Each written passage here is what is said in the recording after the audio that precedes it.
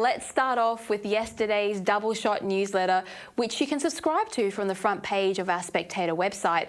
Now, you wrote about an open letter that shamed the Muslim world, asking where the empathy has gone for the innocent Israeli men, women and children who were butchered by Hamas. Tell us about it and your thoughts. Well, Simon Sebag Montefiore and a number of other Jewish academics, intellectuals signed an open letter and it was published by our sister website, The Copy House in the UK, on the other night. And it really had a powerful effect when I read it. And I actually commented very strongly about it in the Double Shot email on Wednesday.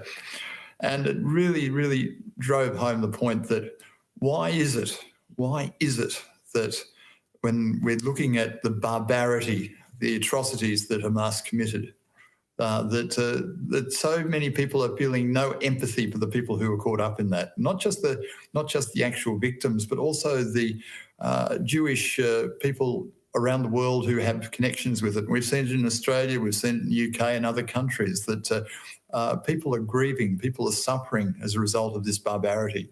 And barbarity on a scale, I have to say, that we have not seen in our world for a long time. And really, as I think another of our contributors, Andrew Urban, pointed out, there's not much difference in the way that Hamas operated its genocidal raids into southern Israel and what the Nazis did back in the World War II. But the point about this open letter was it is right to show empathy and concern for people in Gaza, particularly innocent women and children in Gaza who have been caught up in what's happened since the 7th of October. And indeed, I've got Palestinian friends who are deeply anxious about it and are deeply concerned. And they've got every right to express their concerns publicly and politically.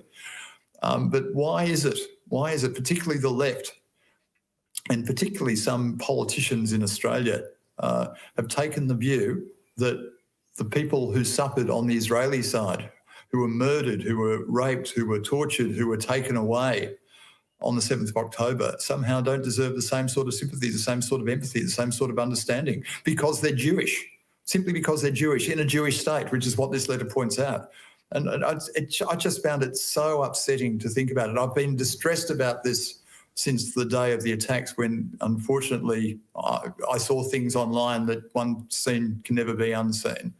And I think it's absolutely essential that if civilised people, doesn't matter who they are, doesn't matter what their political leanings are, don't actually express humanity to everybody caught up in this, simply because they have this blinkered ideological belief in one side and then one cause, that they forget that people are suffering, people are dying, people are actually being treated as collateral damage when their lives have been utterly and totally destroyed in such a violent way. I think what this open letter by Simon Sebag Montefiore and the other co-signers have pointed out is that Jewish people are entitled to that as well. Jewish people have suffered for a long time. This is a repeat.